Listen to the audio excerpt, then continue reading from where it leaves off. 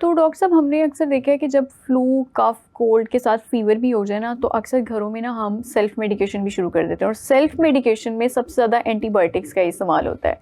ये कितना ज़्यादा खतरनाक है? देखिए, बहुत सारे हमने माओं को देखा है जो सेप्ट्रॉन ख़ास तौर पे, हाँ। उसको वो समझते हैं कि ये बुखार की दवाई है, हालांकि सेप्ट्रॉन बुखार की दवाई नहीं है। This is an antibiotic. जो सेल्फ मेडिकेशन माएँ करती हैं, हमें उस पर इतराज़ नहीं है, लेकिन पैनाडोल की हद तक आप कर सकते हैं। जो अगर किसी भी वजह से बुखार हो रहा है और वो 100 या 101 या उससे ऊपर जाता है, तो आप घर में पैनाडोल या इससे मिलते जुलते जो अद्वियात हैं उसका इस्तेमाल कर सकते हैं। ठीक है। या बाज़ दफ़ा कुछ ऐसी भी हैं जिसमें पेन किलर्स भी शामिल हो जाते हैं, एंटी इन्फ्लेमेटरी भी होते हैं, वो भी आप यूज़ कर सकते हैं।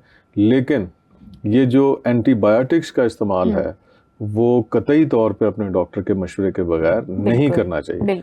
उसकी वजह यह है कि हमें 70 to 80% टाइम जब डॉक्टर चेक करता है तो उसे अंदाज़ा होता है कि ये वायरल इन्फेक्शंस हैं, सेल्फ लिमिटिंग है, और हाइड्रेशन बेहतर करना, रेस्ट देना, सूप्स वगैरह का इस्तेमाल करना, न्यूट्रिशनल एडिशन करना, इसी की वजह से आपका बच्चा ठीक हो जाएगा। तो फ्यूचर में जो प्रॉब्लम्स आनी है एंटीबायोटिक रेजिस्टेंस, उससे हम बच सकते हैं। इसलिए खुद से सेल्फ मेडिकेशन बुखार की हद तक आप कर सकते हैं, दर्द की हद तक कर सकते हैं, एंटीबायोटिक का इस्तेमाल नहीं करना चाहिए।